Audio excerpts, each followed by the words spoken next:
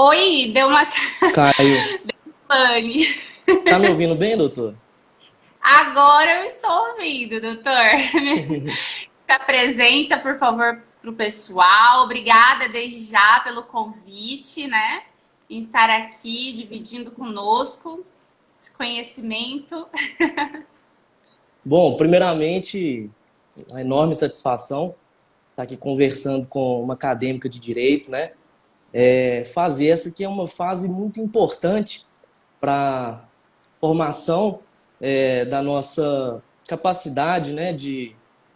Capacidade técnica, capacidade postulatória. Então, parabéns, Janaína, pela sua iniciativa de ainda como uma estudante tá aqui sem medo, colocando a cara na internet, produzindo seu conteúdo. Então, isso é muito importante, né? Só antes mesmo de a gente adentrar aqui o tema, eu gostaria de dizer que muitos falam que para você começar a produzir conteúdo, para você começar a dissipar algum tipo de conhecimento, você tem que ter muita autoridade, você tem que ter uma grande experiência, você tem que ter uma vasta caminhada. E eu discordo um pouco disso, porque, na verdade, eu acho que toda experiência que a gente tem que compartilhá-la, né? Hoje nós estamos num novo paradigma, que é o paradigma de dissipação de conhecimento, a não reserva de conhecimento. Então, mesmo que você ainda, como estudante de direito, tenha uma experiência legal, eu tenho certeza que se você transmitir esta experiência, muitos vão conseguir absorver e já entender esse novo paradigma, né? Nós não temos mais aquela advocacia que o outro advogado era o inimigo voraz um do outro. A gente não está mais naquele campo de batalha em que a gente luta por um pedaço de carne. Não é isso, né? Então, parabéns pela sua iniciativa e eu tenho certeza que você vai trilhar um caminho de sucesso, tá certo? Eu vou me Obrigada. apresentar para aqueles que ainda não me conhecem. Meu nome é Natan, sou advogado criminalista, atuo aqui na comarca de Belo Horizonte, Minas Gerais. Sou jovem profissional, me considero um jovem profissional, tenho 1 ano e 5 meses de advocacia. E muitos me perguntam às vezes, Natan, você não teve medo? Como que foi essa transição? E eu sempre falo a seguinte questão. O medo, ele sempre vai nos acompanhar. Eu sinto medo todos os dias eu sinto medo, todos os dias. Mas acontece que a gente tem que ter um passo de coragem, a gente tem que dar o primeiro passo. A partir do momento que a gente dá este primeiro passo, né, a gente começa ali a criar maturidade, a gente vai aprendendo com nossos próprios erros. Claro que na profissão a gente tem que buscar eximir ao máximo os erros, mas com certeza, caso aconteçam, a gente tem que aprender para não cometê-los novamente.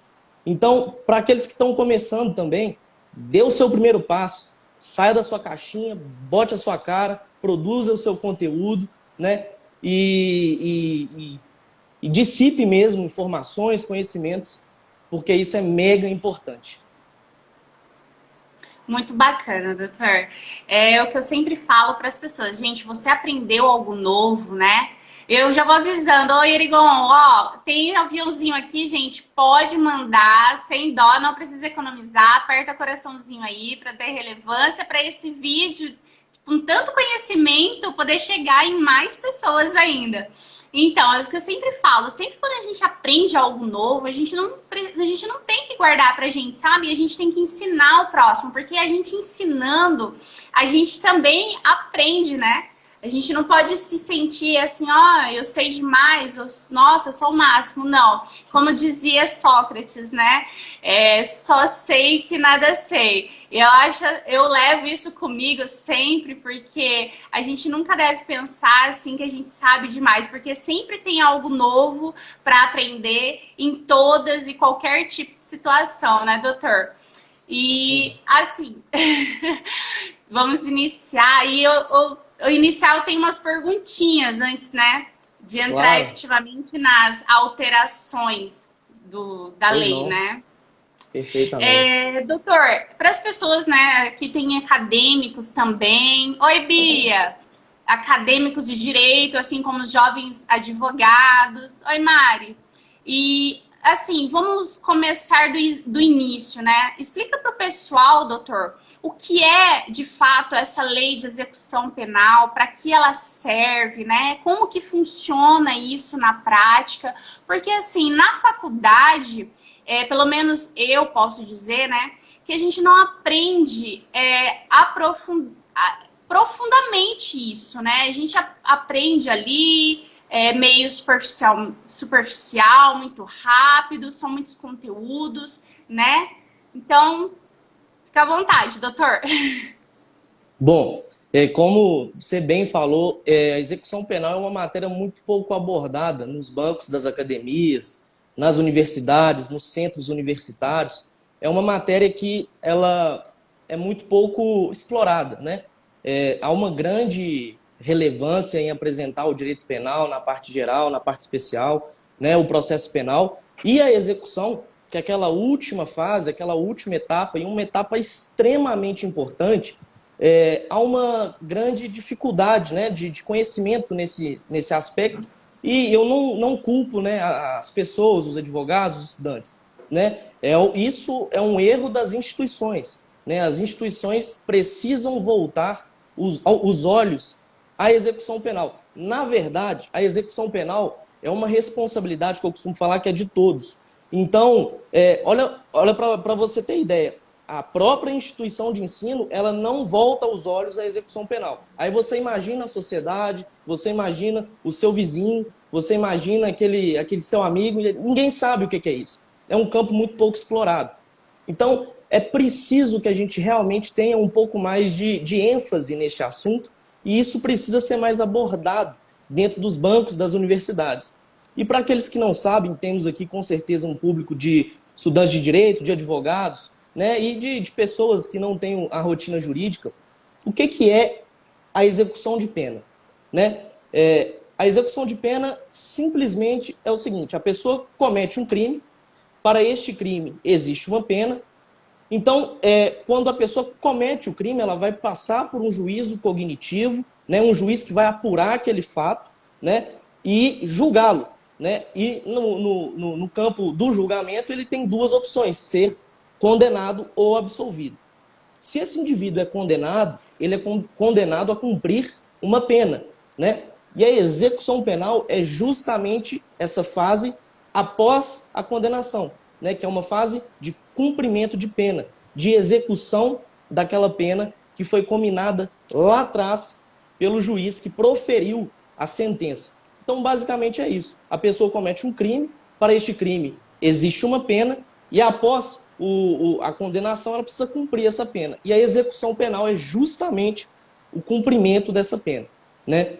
Eu costumo falar que abre-se é aberto um novo processo, com características totalmente diferentes. Né? Então, ali vai se dar o início ao cumprimento da pena, nós vamos ter incidentes de execução para serem analisados, direitos, né, inerentes às pessoas que cumprem pena, e aí o juiz da execução vai cuidar de administrar toda esta fase de cumprimento de pena, seja lá uma pena de 3 meses a uma pena de 70 anos. Tá certo? Basicamente é isso. Certo, doutor. Maravilhoso. Gente, vamos mandando aviãozinho aí para esse conhecimento chegar em mais pessoas. Aperta o dedo aí no coraçãozinho também, aviãozinho. Doutor, deixa eu te perguntar. Quando, né, eu, advogado, sei que o meu cliente está em execução de pena ou não? Como que é isso? Isso é uma confusão que existe, e principalmente pela falta de especialidade do advogado. Existe uma diferença entre a pessoa que está presa preventiva e a pessoa que está presa cumprindo pena. Né? E aí me pergunto, Nathan, então como é que eu faço essa distinção? Como é que eu sei quando a pena é preventiva e quando ele já de fato está cumprindo uma pena de condenação?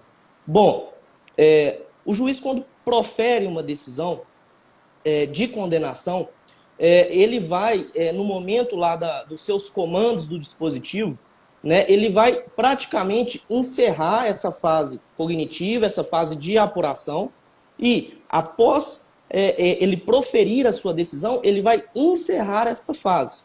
né? E a partir daí, este preso, que é um preso preventivo, ele vai se tornar um preso que não mais é preventivo e vai se tornar um preso sentenciado. Ele já tem uma sentença sobre ele e a partir deste momento ele vai cumprir essa pena.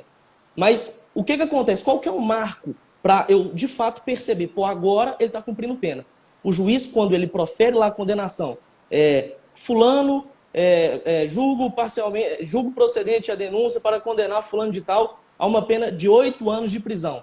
Aí ele vai dar os seus comandos no dispositivo e lá no finalzinho ele vai falar assim, espeça-se a guia de execução. A partir deste momento que o juiz determina a expedição da guia de execução, esta pessoa não mais é presa preventiva. Ela, doravante, a expedição da guia de execução que foi determinada pelo juiz lá no comando, lá na partezinha final da sentença, a partir daquele momento, essa pessoa não mais é presa preventiva e começa a cumprir a pena.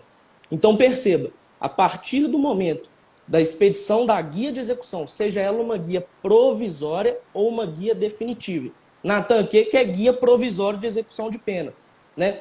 Muitas das vezes, a pessoa é condenada, mas o que acontece? Ela vai recorrer dessa condenação. E o que acontece muitas das vezes? O juiz, quando profere essa decisão, essa sentença de condenação, lá ele vai falar, eu não concedo o direito ao réu de recorrer em liberdade. Então, a partir deste momento, esse réu já vai começar a cumprir a pena provisoriamente, né? E a partir do trânsito em julgado que virá após todo esse esgotamento da fase recursal, existirá uma guia de execução definitiva. Então, sendo a guia provisória ou definitiva, a partir do momento da expedição desta guia, esse sentenciado, este apenado, já começa a cumprir a pena. Perfeito, perfeito, perfeito. Esses dias eu vi um story seu comentando, você estava no meio lá da lida lá, e aí você comentou sobre o preso, né, sobre as sanções, né, do RDD, se eu não me engano, no caso do preso preventivo. Aquilo lá me chamou muito a atenção também. Como que é aquelas faltas graves no preso preventivo? Ainda não saiu a sentença, ainda não saiu a condenação. Como que funciona, doutor? Eu fiquei muito curiosa com aquela situação. O que eu quis, só para contextualizar o pessoal, o que eu quis expor naqueles stories foi a seguinte situação. Quando a pessoa começa a cumprir pena, ela tem normas a serem seguidas. E se ela descumpre essas normas, cumprindo pena, já em execução de pena, depois de guia de execução expedida, cumprindo pena, se ela descumpre alguma dessas normas, ela terá sanções. E nós temos lá na Lei de Execução Penal, salvo engano, no seu artigo 50, as disposições em que o preso precisa cumpri-las sob pena de cometer uma falta grave. Então, o que eu quis dizer naqueles stories? Está acontecendo, eu já vi casos que está acontecendo, de um preso ter uma falta grave reconhecida durante a execução penal, sendo que essa falta grave, sendo que essa transgressão, ela foi cometida antes do início do cumprimento da pena. Então, se a pessoa não estava cumprindo pena, não há de se falar em reconhecimento de falta grave na execução penal. Nada obsta que aquele fato seja apurado e as sanções sejam a ele suportadas na fase preventiva. Mas, se o sentenciado cometeu uma falta grave antes de começar o cumprimento da pena e essa falta grave venha a ser analisada na execução penal, isso é totalmente errado. Então, por isso, a importância da gente ter ciência da data início do cumprimento da pena, porque ali é um marco principal. A partir daquela data, a pessoa está de fato cumprindo pena. Então, ela não pode ser punida por uma falta grave na execução penal que ela cometeu antes mesmo de iniciar esse cumprimento da pena. Por isso que eu quis chamar a atenção para você advogado, você estagiário, você estudante de direito também, para não comer mosca com isso. Pegou lá o atestado carcerário o atestado carcerário o que é? Ele relata a vida pregressa daquela pessoa dentro do sistema. Então lá vai estar dizendo todo o comportamento dele. Então você pegou lá o atestado carcerário para pedir ali talvez uma progressão de regime. Constatou lá que tem uma falta grave sendo apurada. A primeira coisa que você vai fazer é conferir a data em que aquela falta foi cometida. Porque se essa falta foi cometida antes do início da pena, ela não tem que ser apurada aqui na execução penal. Ela não tem que ser apurada. Ela jamais, quiçá, poderá ser reconhecida em sede de execução penal como falta grave e o sentenciado suportar todas ali as consequências inerentes à falta grave, que é perda de dias remidos, possível progressão de regime, interrupção da contagem dos prazos para se adquirir novos benefícios. Então tem alguns macetes na execução que a gente parece coisa boba, parece coisa simples, mas se a pessoa não tem um tato, ela não tem aquela mínima rotina mesmo de trabalhar na execução, ela acaba comendo mosca e o cliente que fica prejudicado. Tá certo? Exato, doutor. Por isso que é importante, né? Qualquer que seja advogado, não tem muita segurança, né? Para atuar sozinho. Poxa, fazer parcerias, né, doutor? Por exemplo, um advogado iniciante, não tem muita experiência, vou fazer parceria lá com, de repente, se é da mesma cidade que o senhor, doutor Natan, ele é especialista na lei de execução penal, né, gente? Doutor, eu tenho mais uma pergunta aqui. Lembrando, Janaína, gente... Só te interromper, desculpa. Eu vi aqui tem um comentário do Alexandre, em que ele pede aqui para explanar um pouco sobre os efeitos de uma falta grave. Posso responder essa pergunta aqui? Tomar a liberdade de... Fica à vontade, a live é sua, doutor. Vamos lá. Alexandre, é o seguinte, quando a pessoa comete uma falta grave na execução penal, ela tem algumas consequências, né? Ela tem algumas sanções. Então, quais são as sanções de quando uma pessoa comete uma falta grave? Primeiramente, a pessoa cometeu a falta grave, ela vai ter um processo disciplinar administrativo, para essa falta ser apurada dentro da unidade. Então, um conselho lá da unidade vai se reunir e vai julgar aquele fato que o sentenciado cometeu. E aí, finda esse processo administrativo, o que vai acontecer? O conselho provavelmente vai optar por reconhecer que aquele fato que ele cometeu foi falta grave. E aí, o que acontece? Esse processo administrativo disciplinar, ou disciplinar administrativo, ele é remetido para o juiz da execução. Porque o juiz da execução ele vai fazer uma nova análise daquele fato que aconteceu. E aí, o juiz da execução, após ter em posse aquele processo disciplinar, o que ele vai fazer? Primeiro de tudo, ele vai chamar o sentenciado para uma audiência de justificação, e nessa audiência de justificação, ele vai oportunizar o direito ao contraditório, né, a produção do contraditório e também da ampla defesa deste sentenciado. Ele terá que, em juízo, justificar aquele fato. Feita a audiência de justificação, o juiz agora, na posse do processo disciplinar, com a audiência de justificação já realizada, se o juiz optar por reconhecer essa falta, quais são as consequências? Vamos pegar aqui, vamos exemplificar. Eu estou preso no regime semiaberto e cometo uma falta grave, tá certo? A primeira consequência vai ser a interrupção do prazo para se adquirir novos benefícios. O que é isso, Natan? Traduz para mim. Quando você começa a cumprir a pena, eu falei no início da live, um prazo, uma data base é fixada.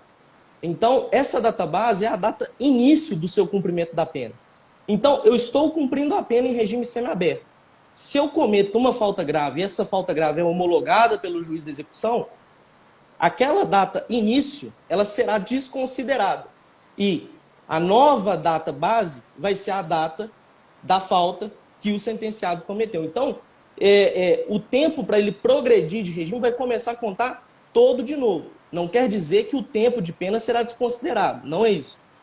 Vai ocorrer apenas a interrupção desse tempo com uma nova data para, a partir daí, o sentenciado ter que cumprir novamente a sua fração ou a sua porcentagem. Essa é uma das consequências.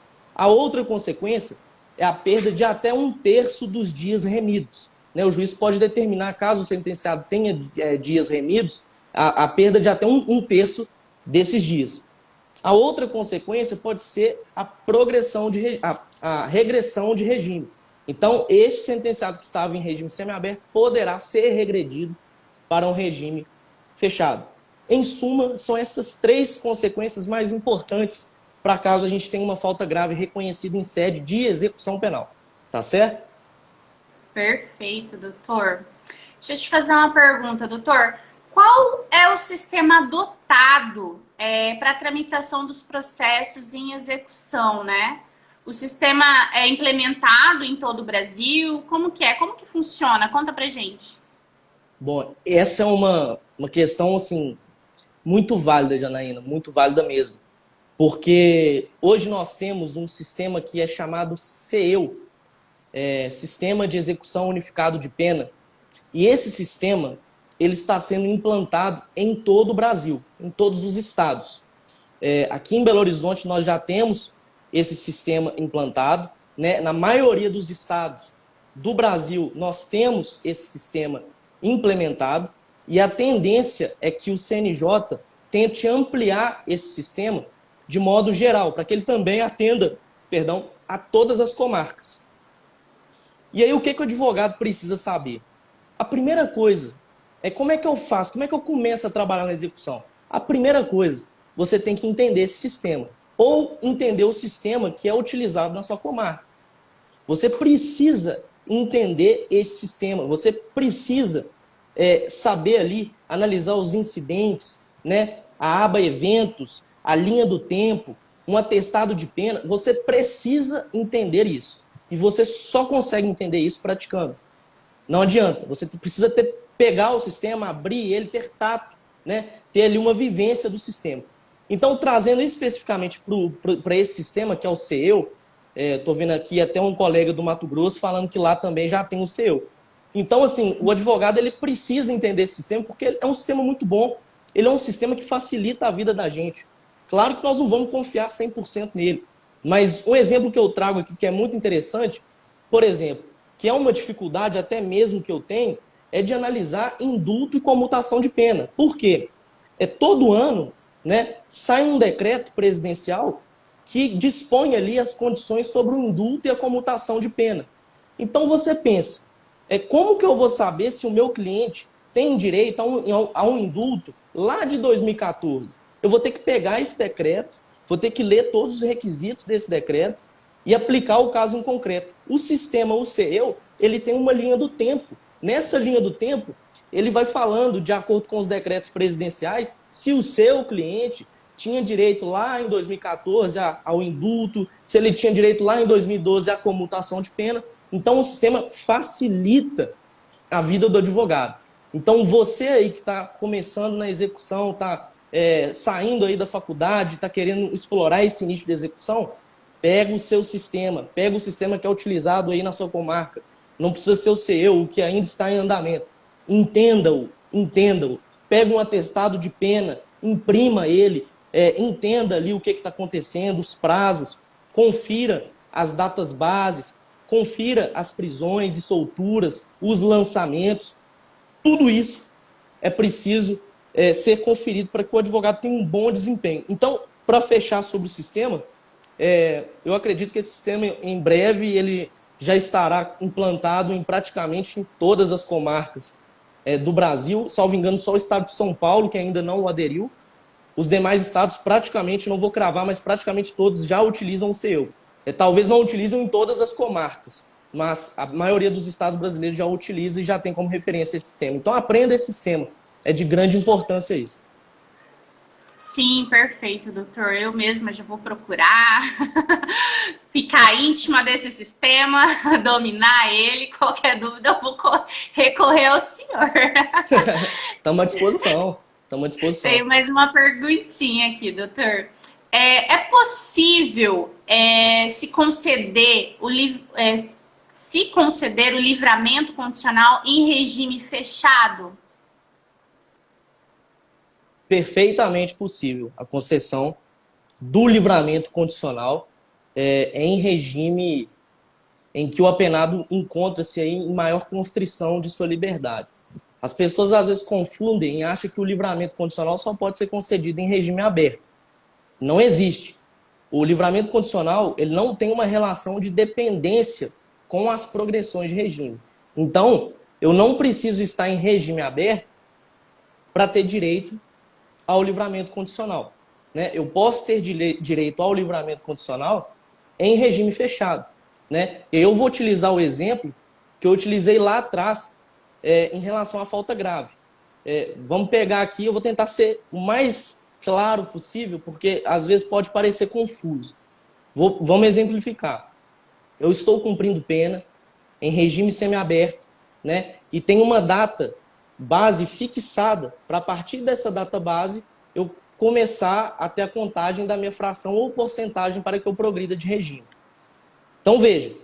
E aí, eu cumprindo a minha pena, eu cometi uma falta grave. Cometi uma falta grave e esse prazo que foi fixado lá atrás foi interrompido. Houve a estipulação de um novo prazo. Então, o que vai acontecer? Para a progressão de regime, eu vou ter que cumprir toda aquela fração correspondente para que eu possa ter direito novamente à progressão. Só que aí é que está o pulo do gato. No livramento condicional, a falta grave, ela não interrompe o seu prazo início. Então, o livramento condicional, o prazo dele vai continuar contando normalmente. Então, se eu cometi uma falta grave, estava em regime semiaberto e fui lá para o fechado, o prazo do livramento condicional não parou de contar, ele continuou contando normalmente. Então, em que pese eu ter uma falta grave reconhecida, ter sido regredido de regime, eu posso ganhar o livramento condicional ainda que em regime fechado. Eu não sei se eu fui claro, porque são questões bastante específicas. Mas, salvo engano, a súmula 441 do STJ diz a respeito que a falta grave ela não interrompe o prazo do livramento condicional. Tá certo? Tá certo. Gente, anota esse pulo do gato, anota essa súmula, tá? Para vocês não esquecerem depois. Bom, doutor, a gente está caminhando aqui já para o meio da live. Doutor, o senhor pode entrar já no mérito, né? Quais foram essas alterações que o pacote anticrime trouxe, né? Foram 2, 3, 5 artigos, doutor, foi isso? De cabeça agora, deve ter sido 5, alguma coisa assim, não vou lembrar o certo. Mas foram alterações pontuais, né? É uma coisa bem interessante, né? Que as pessoas, na maioria das vezes, não estão sabendo. Oi, MG Pimenta, manda coraçãozinho aí, hein? Aperta o coraçãozinho e manda aviãozinho. É sobre a questão que não se fala mais, gente, em 1/3, 2/5, né? E essa foi uma das alterações que teve e o pessoal ainda não acordou para isso, né, doutor? Fala pra gente um pouquinho. Exatamente. Antes de entrar nesse assunto, eu só vou fazer um comentário aqui, que é a seguinte situação. Isso me foi perguntado hoje, é por isso que eu quero falar aqui, porque pode ser a dúvida de muitos. Gente, quando vocês pegaram um processo de execução, o pessoal, o preso está lá no regime fechado, aí você foi contratado para acompanhar essa execução, faz um relatório desse processo, pega o processo, saneie o processo, estude o processo, veja, faça você também os cálculos, não confie só no sistema, faça você os cálculos para quando aquela pessoa vai ter direito ao regime fechado, para quando ela vai ter direito ao regime semiaberto, para quando ela vai ter direito ao regime aberto, para quando ela vai ter direito ao livramento condicional, se existe a possibilidade de se pedir a remissão da pena, seja pelo estudo, seja pelo trabalho, seja pela leitura. Então faça esse saneamento e aí quando você for se entrevistar com o seu cliente, leve isso, mostre isso de forma concreta para ele, porque aí ele vai ter uma visão panorâmica do que vai acontecer, porque a pessoa é colocada lá e ela é esquecida, né? Então, quando você chega, apresenta esse relatório para o seu cliente e ele consegue enxergar quais são as etapas que ele vai cumprir, o que a gente vai poder pedir, quais direitos ele tem, quais direitos ele pode conquistar. É um facilitador assim, imenso para você trabalhar. Além de você ter lá o seu relatório, né, você não vai precisar toda hora ficar estudando o processo todo de novo, você vai estar com o seu relatório salvo, o seu cliente vai conquistar você vai conquistar a confiança do seu cliente, porque ele vai entender as etapas que ele vai cumprir. Beleza? Era só esse o inciso que eu gostaria de fazer, porque eu lembrei dessa dúvida que me foi perguntada. Sim, sim. Doutor, tem uma pergunta aqui. A Bia Martinez perguntou assim: doutor, pode comentar sobre como foi esse início na carreira? Bom, o início é como eu falei lá no início da live. Nós que quando a gente sai da faculdade, quando a gente pega a nossa carteira da OAB, a gente tem que mudar a chave, a gente tem que virar a chave. Né? E esse início é um pouco complicado, porque o medo nos acompanha. Né? A gente só não pode deixar o medo nos dominar. Então, como eu falei, eu sinto medo ainda todos os dias. Todos os dias eu sinto medo, né? Nas minhas atuações, todos os dias. O que acontece é o seguinte, você tem que dominar este medo e dar o seu primeiro passo. Dê o seu primeiro passo. Né? Não importa, você será criticado certamente, pessoas irão te criticar, pessoas irão rir de você, mas não tenha medo. Dê o seu primeiro passo, porque a partir disso, o que vai acontecer? Quando você tomar o seu primeiro tropeço, né, e aquele machucado cicatrizar e criar ali uma casca, você não vai cometer esse erro novamente. Então, dê o seu primeiro passo, não hesite em tomar atitudes, seja um profissional que realmente você almeja. Não tenha medo, esse é o meu conselho para os jovens. Assim como eu, não tenha medo, vamos romper. Um salve aqui para a Andressa, advogada aqui de Belo Horizonte também. Maravilhosa, eu acompanho ela no Insta, ela é maravilhosa. Doutor, então assim, eu penso da mesma forma, unir aquela questão assim, de ter um posicionamento, né, de buscar, de se capacitar, de aprofundar mesmo, né, e também, doutor, essa questão assim, como o senhor falou, eu vou me posicionar e vou mostrar para as pessoas, né, através desse posicionamento. Ontem eu comentei com o Dr. Franklin, né, uma situação bem bacana. Ele comentou assim que ainda na faculdade ele comprou, ele, né, nem estava um pouco longe ainda de prestar a prova da OAB, ser advogado e tal. Ele comprou uma beca que se usa no júri. E ele vestia aquela beca, ele olhava para o espelho, sabe? Ele, cara, eu quero ser esse cara aí, esse cara foda, esse criminalista, esse tribuno. Acreditar, ter esse posicionamento, acreditar, uma junção de buscar, né, doutor? Eu acho que com certeza é uma junção. Você escolhe a advocacia também te escolhe. Né? São perfis. Eu costumo falar que quando eu tenho que atuar, eu chego a me arrepiar quando eu estou próximo ali de chegar a uma delegacia, quando eu estou próximo de fazer uma sustentação oral, eu me arrepio. É um sentimento que parece que pode ser exagero, mas o coração da gente realmente bate pela advocacia. Né? A gente gosta dessa advocacia de sangue, dessa advocacia, né, baixo clero, né, de estar ali, de ir até o último degrau, né, de sentar-se ao lado do réu no último degrau e ser ali para ele o último amparo, né, contra o todo-poderoso Estado. Então, com certeza, você escolhe a advocacia, mas ela também te escolhe. São perfis, né? E só para responder a pergunta aqui do Jefferson. Falta grave prescrita. Como impugnar? Manifestação, agravo. Seguinte situação, Jefferson. O seu raciocínio ele é correto. Você percebeu ali que tem uma falta grave prescrita? A primeira coisa que você vai fazer é fazer uma petição, uma manifestação, um incidente na execução, noticiando aquilo ali para o magistrado. Né? Falar, doutor, falta grave está prescrita. Já se passou ali mais de 3 anos e não houve apuração da falta. Então faça a manifestação. O juiz, pegando aquela manifestação, se ele indeferir essa manifestação e continuar reconhecendo a falta grave, aí você tem 2 caminhos. A via eleita para se impugnar as decisões na execução penal é através do agravo em execução. Tá? Então, a via eleita é o agravo em execução, para você impugnar essa decisão que foi desfavorável.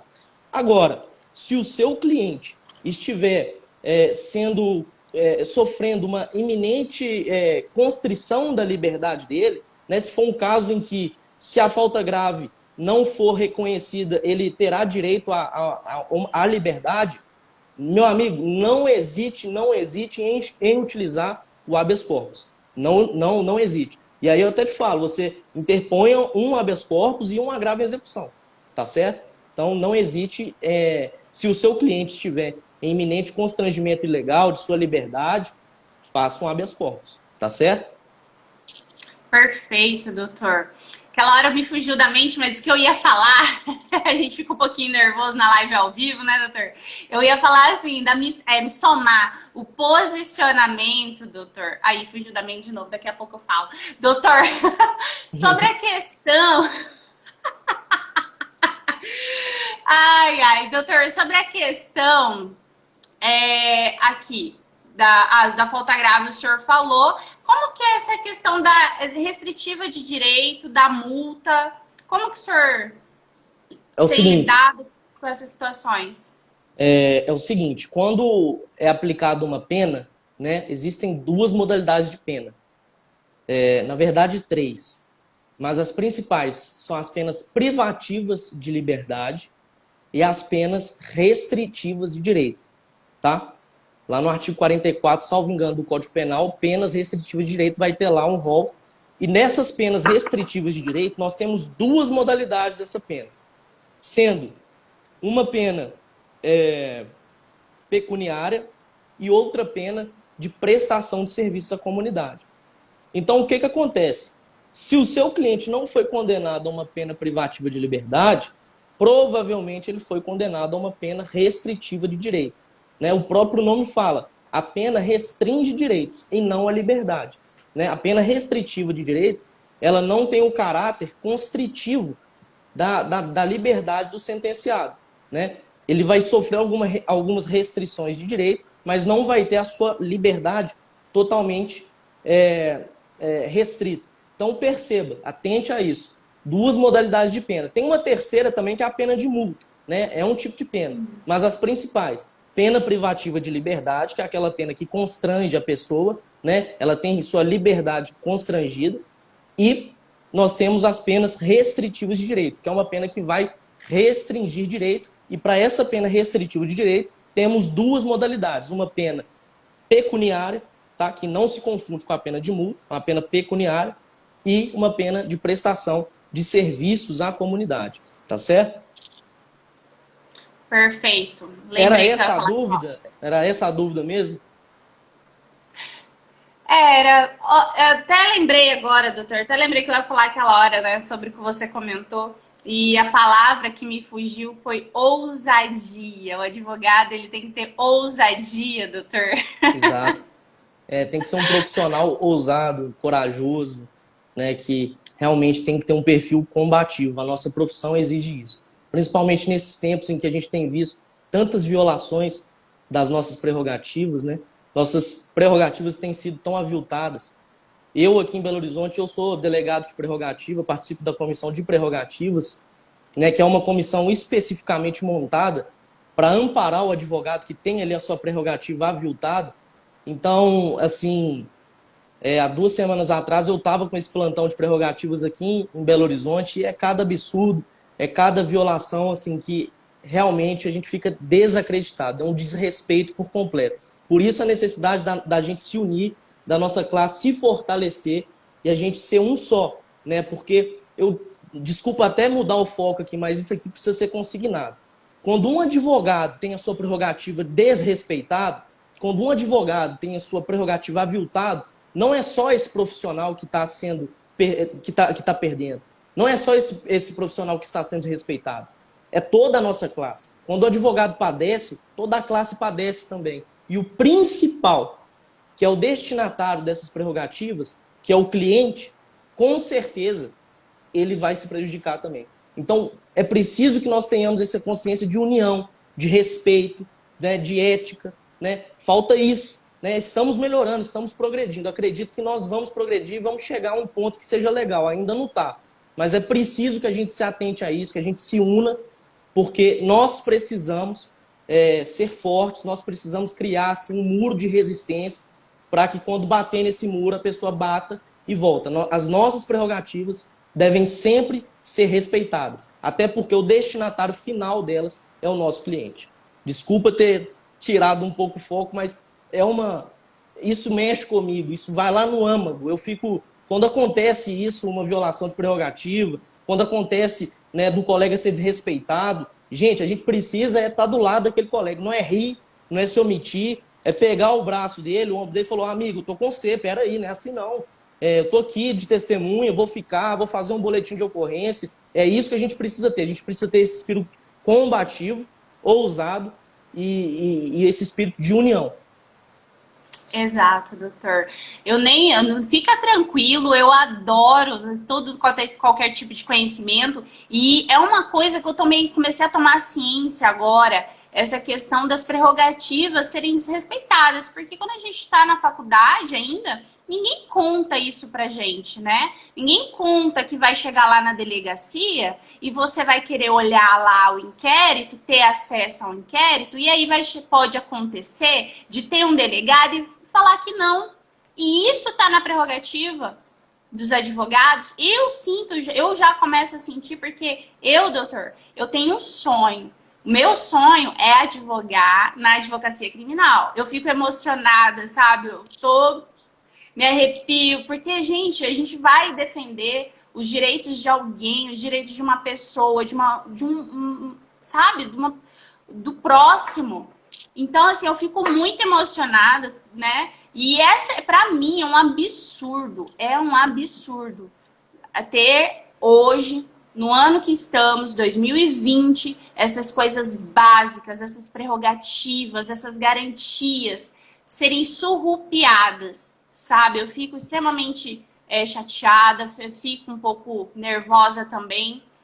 E quem está se formando tem que conhecer, vai lá no estatuto lá do advogado, lá a gente engole aquilo lá, estuda, para não chegar lá na delegacia e simplesmente falar, não, você não vai ter acesso ao inquérito e o que você vai fazer, pelo amor de Deus? Vai colocar a pastinha debaixo do braço e vai embora? Não.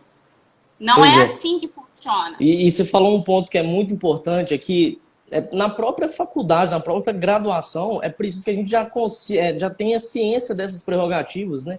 É preciso que o próprio estudante de direito vá lá no artigo 7º do nosso estatuto e tenha conhecimento, porque o que eu percebo, infelizmente, é que muitos advogados nem conhecem as suas prerrogativas. Então, se ele não conhece os seus direitos, quando esse direito for aviltado, for desrespeitado, ele não vai ter ferramenta, munição para poder contrapor aquela arbitrariedade que ele sofreu.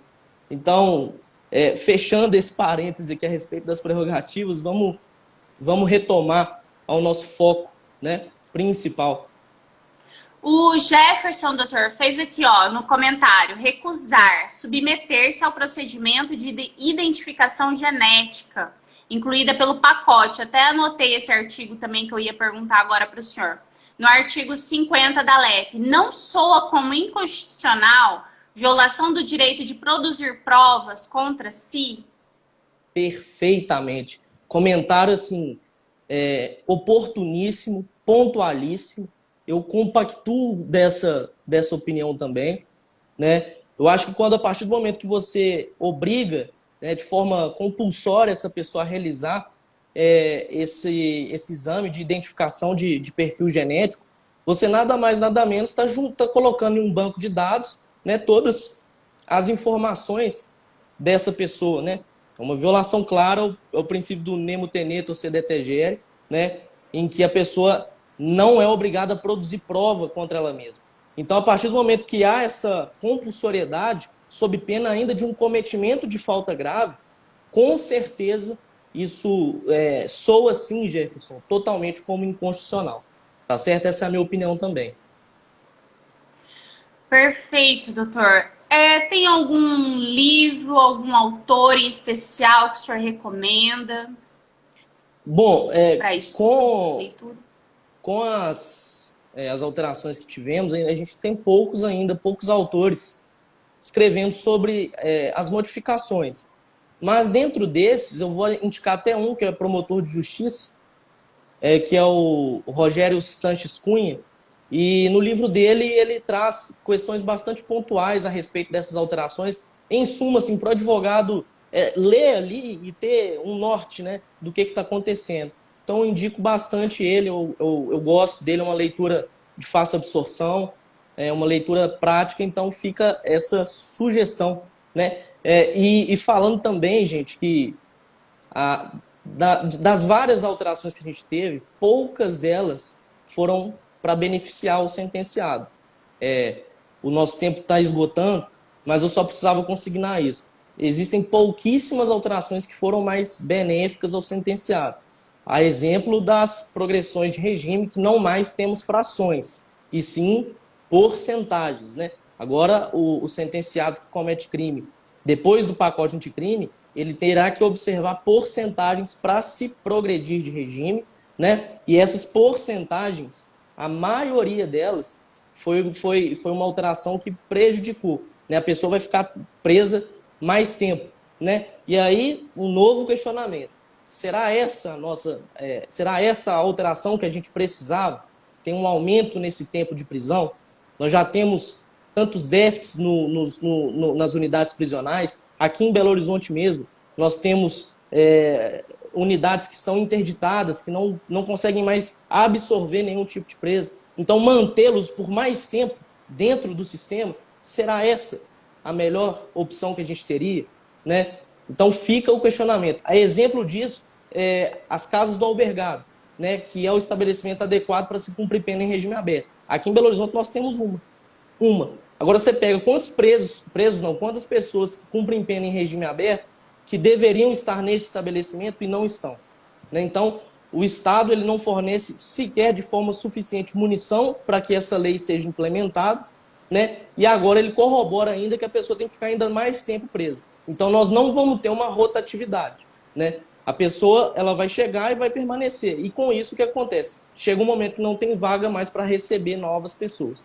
Então, para mim, são alterações que vão a contrassenso, né? E que vão prejudicar demasiadamente todo um contexto, né? Todo um contexto social. A execução de pena, ela não envolve só o direito penal, o direito processual penal. Ela envolve toda uma sociedade. A partir do momento que aquela pessoa ela sai dali em inaptidão ao convívio social, ela vai criar problema. Então, não é mantendo essa pessoa mais tempo lá que será a solução para ela retornar um pouco mais apta do que ela entrou. Eu também não gosto dessa frase que fala porque é ressocialização. Não existe isso. Não existe ressocialização. Não existe.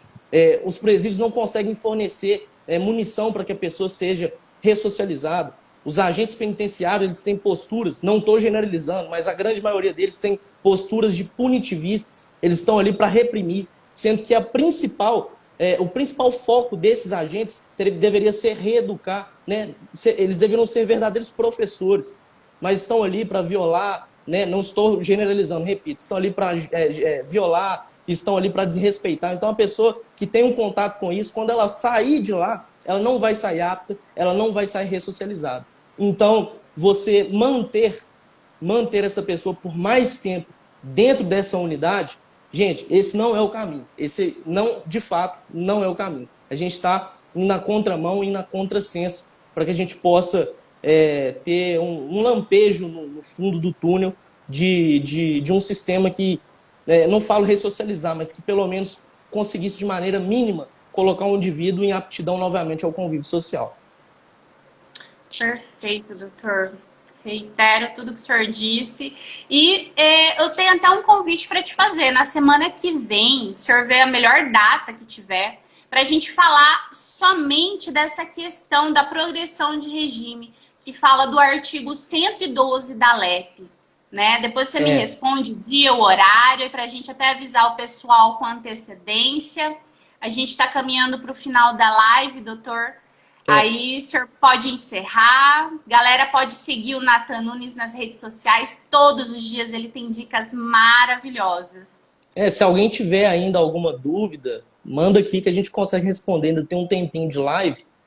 Mas o que eu ia dizer é o seguinte, para resumir tudo, né? Você aí, advogado, que está procurando se especializar na execução de pena, primeiro de tudo, conheça as leis, né? Leia a LEP, leia a Lei 7.210 de 84, né? Tenha em mente ali os dispositivos, tenha em mente ali as prerrogativas do seu cliente, do sentenciado. Primeira coisa, tenha conhecimento da lei. Segunda coisa, não é o caminho das pedras isso aqui não, mas são dicas pontuais. Segunda coisa, tenha o conhecimento dos entendimentos. Consulte o seu tribunal de justiça do seu estado. Veja como o tribunal está entendendo em relação àquela questão ali da falta grave, aquela questão da remissão de pena. Veja, conheça os entendimentos. E a terceira coisa, a execução penal ela é um entroncamento entre o plano judicial e administrativo. Digo administrativo porque o preso, enquanto custodiado pelo Estado, ele tem regulamentos administrativos a serem cumpridos. Então, cada Estado tem um regulamento, aqui a gente chama de REMP, eu esqueci agora certinho as siglas, mas é um regulamento, uma norma de conduta que a pessoa precisa respeitar enquanto presa, enquanto custodiado, enquanto sob custódia do Estado. Então, conheça também essas regulamentações administrativas. São essas três questões que eu acho que você, com certeza, vai conseguir caminhar um pouco melhor. E a última questão que eu esqueci de falar, a última. Execução penal são políticas de execução. Como eu disse, a lei de execução ela não consegue, ela não tem, o Estado não fornece munição para ela ser implementada em sua integralidade. Então, o juiz da execução ele tem que criar políticas para suprir as faltas que ele tem. Então, se atente às políticas de execução aplicadas pelo juiz da execução da sua comarca. Aqui, por exemplo, como eu disse, o estabelecimento adequado para o regime aberto, que são as casas do albergado, nós temos uma apenas. Então, o que o juiz teve que fazer? Ele teve que criar uma política de execução para colocar essas pessoas em regime aberto em algum lugar. Então, a política de execução aqui adotada foi colocar essas pessoas em prisão domiciliar, seja ela em caráter monitorado, com a tornozeleira eletrônica, ou pura e simples. Então, se atente a essas políticas. Essas políticas são mega importantes. Outra política que a gente tem aqui, só para fechar, é que o preso que está em regime semiaberto e está há menos de 3 meses de conquistar o regime aberto ou o livramento condicional, ele tem a sua liberdade antecipada. O juiz dá um voto de confiança para ele mostrar para o juiz que está apto a ser reinserido. Então, ele ganha ali uma prisão domiciliar antecipadamente, em regime semiaberto, né, para mostrar ali para o juiz a sua aptidão. Isso são políticas de execução. Se atente a isso. Isso varia de lugar para lugar, de comarca para comarca, de estado para estado. Mas se atente a esses pontos que eu tenho certeza, mas a mais absoluta certeza, que você vai conquistar um caminho de sucesso na execução. E contem sempre comigo. Contem sempre comigo. O que estiver ao meu alcance, eu vou responder com todo prazer. Não sou o dono da verdade. Tenho cá minhas convicções, mas não sou o dono da verdade. Então, a gente vai construir juntos. Somos construtores do direito. Quem diz isso é meu amigo André Luz, grande advogado aqui também. Nós somos construtores do direito. Nós somos mais do que operadores, somos construtores. Então, vamos construir junto. Beleza? Perfeito, doutor. Adorei. Muito conhecimento aí, hein, doutor? Obrigada por ter colaborado. Todo mundo aqui. Admiro muito o seu trabalho nessa questão da lei de execução penal. Ainda não conheço ainda pessoalmente, espero conhecer pessoalmente. Quero te agradecer por ter nos dado essa graça, esse tempo hoje, em plena quinta-feira à tarde. O senhor cheio, né, das lidas aí.